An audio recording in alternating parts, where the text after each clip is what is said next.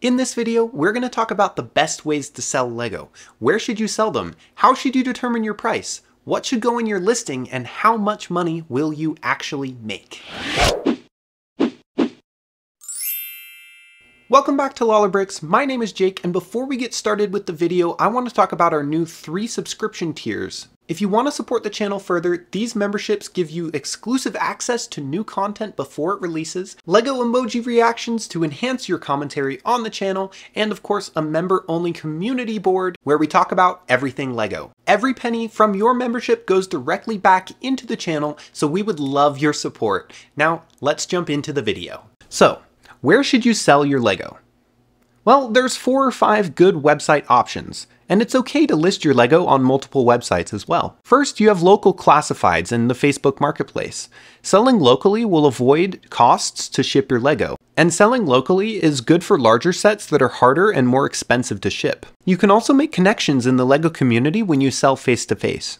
However, there's more scams, so people don't trust the classifieds as much. And there's little buyer or seller protection, unfortunately. Next, you have the secondary market like eBay or Mercari. Now, you are going to have to pay for shipping fees with these websites, and the companies take a percentage of your earnings, so you'll have to add that into the price that you actually sell your LEGO. But there is buyer and seller protection, so the end-to-end sale is secure. You can also set up a store with multiple listings and even a brand name if you're serious about selling LEGO. eBay specifically has auctions, so if you need to sell fast, you can undercut your price and hope that the bidding will return to your expected selling price. Next, you have retail websites like Amazon.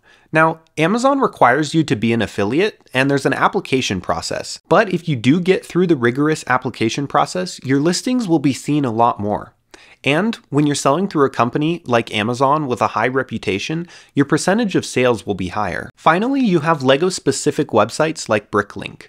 Bricklink is basically an eBay specific to LEGO, so you're going to get all the pros and cons of online selling through somewhere like eBay. But you can also sell individual pieces or minifigures through Bricklink. It's also easier to sell open box or without a box on Bricklink, and there's lower seller fees overall. So now that we've discussed the options of where to sell your LEGO, let's discuss how to determine the price that you're going to sell it at. LEGO sets have a vast range of prices with different factors that contribute to them. Unique pieces and minifigures can drive the price of a set upwards. You're also going to want to determine how easy the set already is to access. Has it been heavily hoarded, and is it being sold a bunch already? Is it available at retail price still? And usually, as the set gets older, it becomes more unavailable, meaning that the price naturally goes up. Another factor is the quality of the set's condition, including if it's sealed box, damaged box, open box with no minifigures or no instructions, so there's a lot of factors. And as the conditions of your set are often unique, it's best to find a listing that's similar to yours. Now, there's a couple of places to do this. Sealed condition is the easiest way to sell because you can go somewhere like Brick Economy or even eBay previous sales and find an average listing price. Now, if you're selling open box or used, you'll have to go somewhere else like Bricklink and view the current listings there. Now, when you go to Bricklink, make sure to check the listing description to try and match it with your set's features, like if it's open boxed with no instructions, etc. Next, you'll want to determine if you'll pay for shipping or the buyer is going to pay for shipping.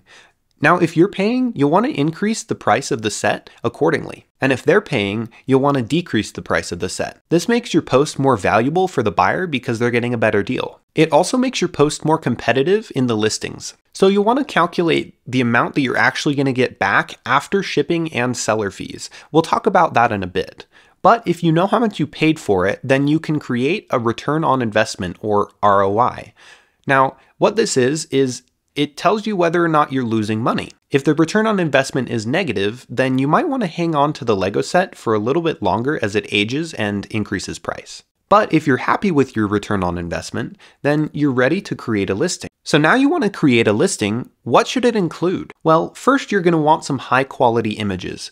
Most smartphones have a decent camera nowadays, so you can use that. Also make sure to have a solid colored background in your images, and white is usually the best. Solid backgrounds make your listing look more professional and attractive to customers. Also make sure that you show as many angles of your Lego set or the box as possible for transparency to the seller. The next thing you'll want to add is a title to your listing.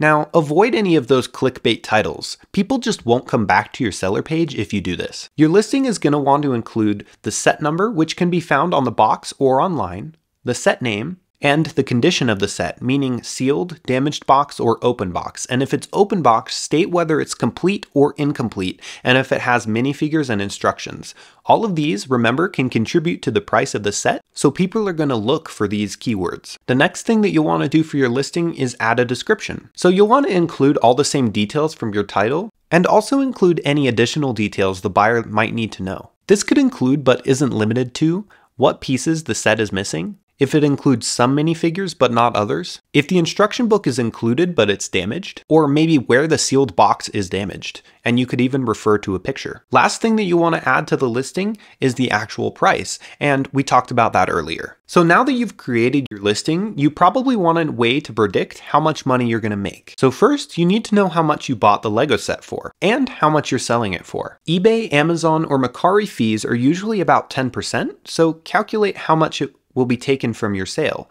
This means that if you're selling your set for $100 and the eBay fee is 10%, then you're really only getting $90 back. However, if you're selling on a classified or Facebook Marketplace, there likely won't be any seller fees, which is kind of nice. The next thing that you're going to want to calculate is how much you're going to lose from shipping. You can calculate shipping estimates using the shipping box size and weight online. And if you're selling locally, there won't be any shipping costs, which is nice. If you're a new seller, there might be some other costs you need to consider as well. You might need to invest in shipping materials like shipping boxes, tape, scissors, and a printer. You'll also want an electronic device, which could be your phone, although selling is easier on a computer.